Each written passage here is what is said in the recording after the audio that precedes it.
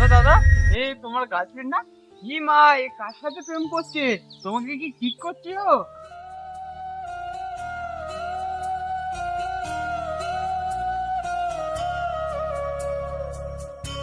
ঠিকভাবে দেখতো, ওটা মাধবী না?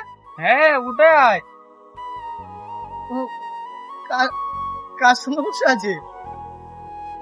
কে ওটা ওর সঙ্গে? ও এটা আমার সঙ্গে কি করে করতে পারে? কি করে করতে পারে এটা ও আমার সঙ্গে?